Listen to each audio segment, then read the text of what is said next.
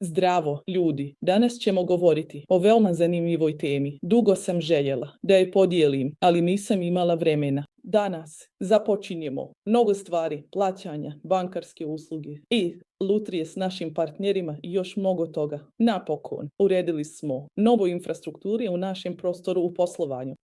I to će mi omogućiti da podijelim s vama sve svoje misli, sve svoje rezultate, analize, ono što sam radila tokom ovog turbulentnog procesa, koji je konačno završen. Ne možete zamisliti koliko sam sretan što smo završili ovaj rad. Danas ću govoriti o vezi između brzine i novca. Čvrsto sam uvjerena da svi ljudi koji donose brze odluke imaju više novca i možete zarađivati više ako brže reagujete. To je vrlo jednostavno i postoji naučna osnova iza ove ideje. Danas ću podijeliti svoja lična iskustva i iskustva mnogih naših partnera. Oni od vas koji su novi na mom kanalu, moje ime je Olga Popova i ja sam osnivačica prostora u poslovanju, u našem poslovanju.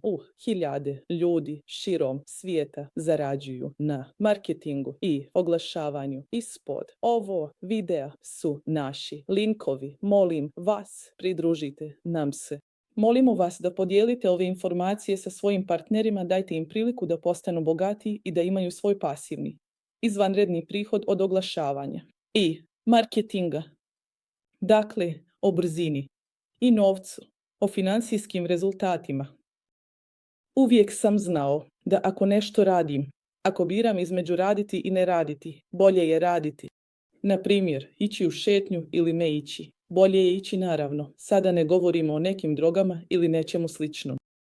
Ali, ljudi, uvijek sam znala da ako nešto uradim brzo, obično imam više rezultata iz toga. I mislim da to jednostavno nije tako kao da radim u svom životu, ali nikada nisam bila učiteljica. I nisam pokušavala da podijelim ovo znanje s nekim jer u tom trenutku nisam znala da je to pravo znanje. Međutim, kasnije sam pronašla pravi naučni osnov iza ove ideje. Zašto? Zato što kada nešto uradite ili odlučite da ne uradite, također je u redu odlučiti ne uraditi. Ali kada brzo donesete odluku, to znači da preuzimate odgovornost na sebe. Vi odlučujete šta će biti u vašem životu. A šta neće, samo vi to možete odlučiti. Ljudi koji primaju ovu informaciju i donesu neku odluku postaju bogatiji. Ne zato što je to magija, već zato što su preuzeli odgovornost na sebe. A odgovornost vas uvijek vodi ka novcu, ka financijskim rezultatima, jer odgovornost je karakteristika odraslih. Dječje osobe, znate, neki ljudi su odrasli po godinama, ali su dječji po mentalitetu. Dječje osobe pokušavaju da ne preuzmu odgovornost, ali nemaju novca.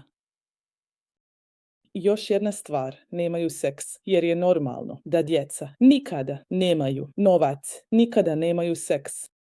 Ili ako imaju nešto novca, imaju malo. Zašto? Zato što djeca imaju roditelje koji se mogu brinuti o njima, koji im mogu dati nešto, koji im mogu kupiti nešto. Neki odrasli ljudi pokušavaju pronaći neku vrstu roditelja u svom odraslom životu. Ponekad ljudi misle da bi direktor moje kompanije trebao brinuti o meni. Predsjednik moje zemlje bi trebao brinuti o meni. Neko pokušavaju ovu ulogu odrasle osobe prenijeti na nekoga drugog, ali ne na sebe. Kada preuzmemo ulogu odraslih, to znači da sam odrasla osoba. Ovo je moj život, u mojim je rukama. Mogu to učiniti i u tom trenutku ljudi obično počinju djelovati i ljudi počinju imati rezultate. Sada ću se osloniti na svoje vlastito iskustvo i iskustvo naših posebnih partnera. Momci, većina vas je učestvovala u marketingu. Znate koliko volim ovu kompaniju. U svakom slučaju imaju tehničkih problema sada, ali svejedno srećan sam što su u mom životu, što sam imao tu sreću da ih jednom upoznam. Dakle, ljudi, vi koji ste radili sa marketinškom kompanijom, možete se sjetiti da je to od samog početka. Moji komšije su odlučili da popravi stan. Nadam se da me možete čuti, ako ne, izrezat ću ovaj deo. Tako je marketing radio.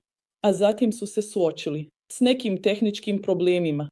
Kada su se suočili s nekim tehničkim problemima, neki ljudi su jednostavno počeli da čekaju, sjede i čekaju nekada. Nadam se da će to popraviti, nadam se da će raditi. Ali neki ljudi su odlučili ne samo da čekaju, ja i moji partneri. Naravno, čekamo. Marketing, naravno, želimo da započne. Veliki rad što je prije moguće, ali bismo voljeli da i mi radimo svoje stvari. Dakle, u tom trenutku, paralelno s procesom čekanja, odlučili smo da radimo aktivno. Šta to znači aktivno raditi? Aktivan rad znači da smo nešto stvorili sami. Stvorili smo Google Grant proizvod. Radilo je odlično, zatim je imalo neku toleranciju. Sada će nastaviti da radi još bolje nego prije. Znam to, jer to radimo, ne zato što se oslanjam ili se nadam. U Boga vjerujemo, ali trebamo se osloniti na sebe. Dakle, ljudi, vi ste prvo kupili Googleovu zemlju. Oni su ostvarivali 1.00 mjesečno. Tokom cijele godine ostvarivali su 1.00 mjesečno. Ljudi koji su došli malo kasnije također su veoma dobro. Počeli su zarađivati 5.0 mjesečno. To je jednostavno izvanredan prihod.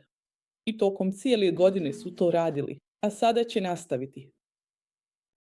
Ljudi koji ne donose odluku da koriste Google brand ili ne i dalje čekaju marketing i nisu zaradili novac tokom ovo perioda u redu. Jasno je, vjerujem, da je to jasno svima. Dakle, osigurajte da ljudi koji donose velike odluke će imati više uspjeha tokom ovo vremena. Sada mi imamo iste mogućnosti oko nas. Svaki dan imamo te mogućnosti. Na primjer, u našem poslovanju, kada sam ja kao generalni menadžer našeg poslovanja suočen sa tim da bih izbalansirao probleme u našem poslovanju. Analizirao sam mogu li naši partneri na neki način pomoći i shvatio sam da birokratski ne mogu mi pomoći.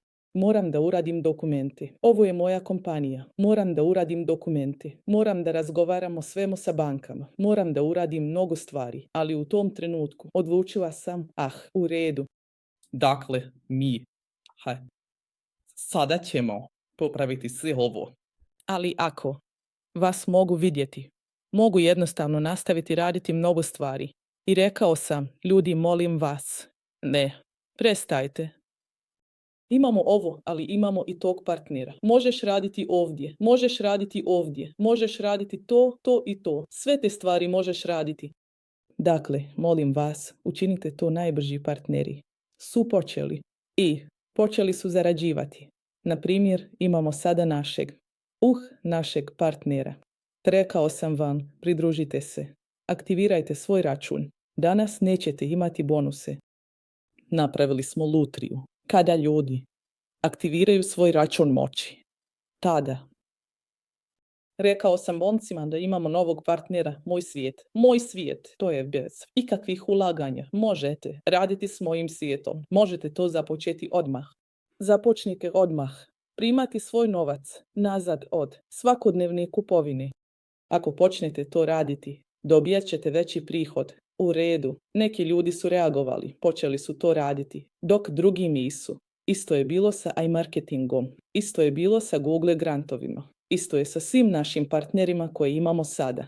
I uvijek će biti isto, jer ako ljudi analiziraju informacije, to ne znači da uvijek trebate reći da na sve u ovom životu ne. Ponekad je i nedobar odgovor. Ali ako, na primjer, analizirate sve i vidite, u redu, ovo je proizvod, ovo je usluga, predlažu mi to i to.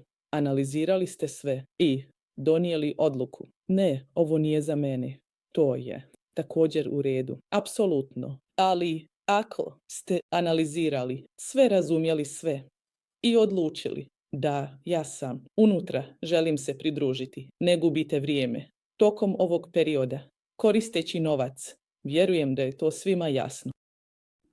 Ljudi, možemo pronaći više znanja. Po tome možete pronaći iskustva naših partnera. I neću sada promovirati nešto. Moja ideja je samo da budemo odrasli i odlučimo da li ću to uraditi ili ne. Stvarno me nije briga.